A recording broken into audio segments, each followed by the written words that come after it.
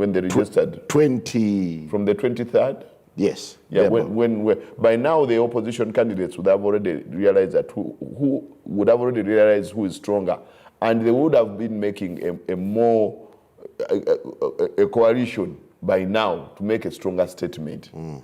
If the opposition candidates today were all in danger, you would see the campaign would be very different from what you're seeing today.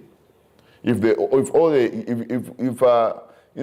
Nandala Mafabi, at least if Nandala Mafabi, Mugisha Muntu, and Robert Kyagulanyi were on one platform in eastern Uganda, today things would be very different. But for as long as everyone is still where they are, scattered.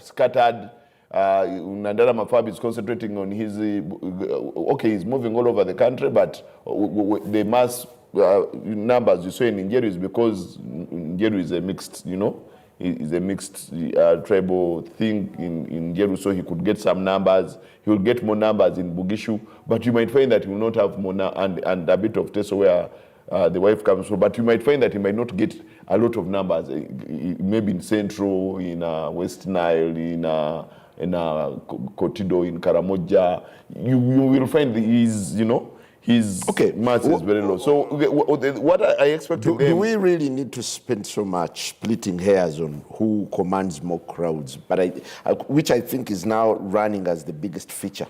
Actually, it would be on who is saying what, but our electorate is not yet there. Today would be on who has a better manifesto, who is, coming up with better policies, better agricultural policies, better education policies, better infrastructure policies. That is what we would be looking at as a country. That is what we would be looking at as an electorate. But that only commands around 20% of the people that vote. The rest of the voters actually enjoy seeing numbers on TikTok, enjoy seeing numbers in WhatsApp groups and crowds in WhatsApp groups. Even the media trend.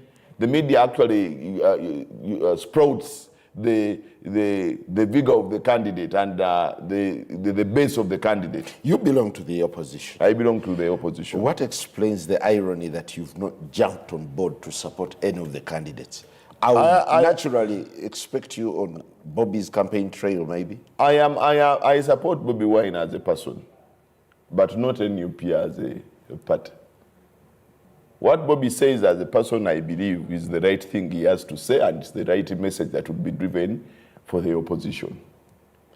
Is his message striking the right chord? Do you think he's speaking to the people, or he's dwelling on non-issues? Of course, every candidate has a good side and a bad side.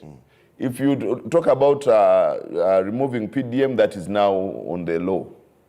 Because as much as PDM is not working, leave it the way it is and improve. Or start another policy that could take people out of poverty. It does not mean that if PDM is bad, then you have to, rubbish it and take it away. That is, of course, but on the issues of education, on the issues of health, on the issues or other infrastructure issues, all of them come up and talk about them, but none of them is giving us solutions. Because the solution would be, this is how we are going to improve our taxes, and this is how much investors this is the number of investors I'm going to attract when I reduce this tax, when I come up with this tax regime. This is what I'm going to do. So we shall be saving this amount of money if we end the embezzlement of the 10 trillion every year. This is what, and this is how I'm going to make sure that it ends, or I cut it by half. Then we shall have this amount of money, which will do ABCD. This is what I wanted to hear from most of the candidates that are in the campaign today. At least for the elites to understand them. Others will not understand them, but at least the elites would have understood their policies, their tax regimes, how they are going to beat the issues of embezzlement. Yeah, but you realize it's constrained by time. But you come up, whatever the time, there's a lot of there are a lot of ways you can reach the public now. And we'll be seeing these things coming up on things like TikTok. There'll be something that shows that actually there is this point that is striking between the opposition and the ruling government. But what you're seeing today is an opposition of we are either for Bobi Wine or we are for Museveni. That is all for President Museveni. That is what is in the campaign. Okay, talking about the highs and lows, do you think the Bobi Wine of 2021 is any different from the Bobi of today? I believe he has not gotten stronger. He has not gotten stronger. He has maintained. And I believe it is because there is no better option for the opposition.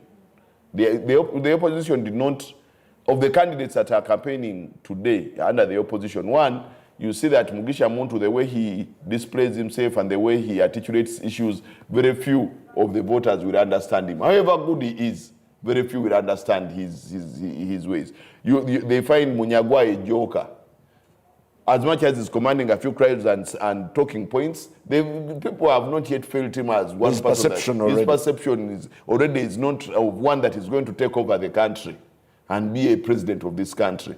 When you look at the other three, Bulira, Elton John, Mabirizi, and the one of that has salons. Kasibante. People have not even taken them serious. It's like they are not in the race. They are there, but people do not feel that they can take over presidency of this country.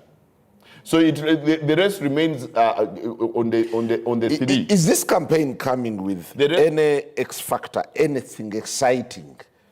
Or it's so lukewarm? That's what I said. That what we expected in 2021, hadn't it been for COVID, is what we are seeing today. President Museveni in 2021 did not go out for mass campaigns. He was in a COVID setting campaign, mainly meeting his structures and then giving them a way forward. Today he has decided to go out. The other campaigns, Bobby was out on the trail. He commanded numbers. Today he's still commanding the numbers. So it remains the same as it was in 2021. Although this time the feel and the vigor before elections is not the way it was that time. 2021 was high. By the time we reached the 2021 poll, people were really excited to see change. What kind of worries? As of today, what kind of worries are manifesting in this campaign? What do you see? A worrying trend? Could be a worrying trend. What I see is one, the opposition has split its numbers. That is worrying me actually the more. The other thing that is worrying me of everything that we have talked about, the policies of this government over the 5 years or over the 4 years, I didn't expect President Museveni to garner such crowds. We thought that, people might have understood. That he has faded. Yeah, we thought, I not even thought. We thought we have talked to these people, we've told them what's happening in the country, and they now know what's going on. So I didn't expect the President Museveni to garner such crowd. For as long as he's garnering such crowd, what's worrying is he might win this election. As we are speaking here, he might win because of everything that we have early, about, isn't it? We have talked about embezzlement, we've talked about infrastructure, we've talked about unemployment, we've almost talked with the health issues that NBS has put up different documentaries about health, about very many things. As of today, we would see a downside in the crowds of the president of President Museveni. But you see the crowds have remained the same as they have been in these other years. So that worries me, that at the end of it all, you might find that, this person is... You want to suggest... The other thing that is worrying me is the fact that the opposition has refused to come together and make one campaign.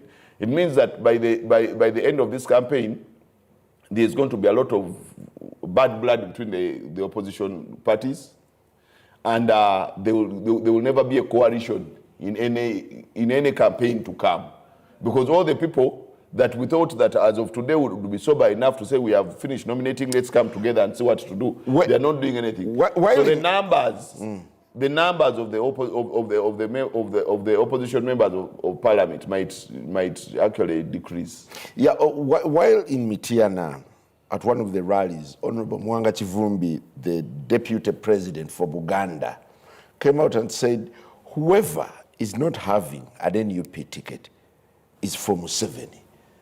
doesn't this place you in a very awkward situation? But Mwanga Chipumbi has been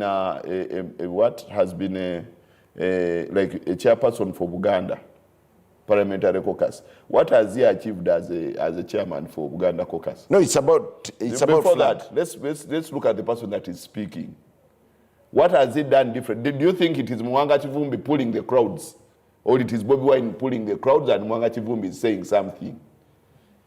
Because that is what is happening. Mwanga Chivumbi has come to talk to the people that they have come to see Bobi Wine. Yeah, but that's fundamentally corrosive. And then when it comes and when it comes up with such a statement, I don't wonder the caliber of him coming up with such a thing. That is Mwanga Chivumbi for you. That is Mwanga Chivumbi for you. He will come up and come up with any statement. At one time, he said that the constituencies for other members of parliament that he's sitting within the same parliament are empty. Where here you saw the news. He said, there was a presser at NUP said this position, this constituency, and this constituency are vacant. But he knew that his fellow members of parliament were in parliament and they were actually articulating issues better than him. No, that's a new position. So that is what I'm saying. Projects. So what we are saying, for me, what I'm looking at is, if we are to have members of parliament in the next election, in the next parliament, can we have a better quality of members of parliament than just having everybody because they are noob? Because what has destroyed one of the factors that we have had to suffer in this last parliament is the fact that we have fellow members of parliament, almost half of NUP, that will come and ask you what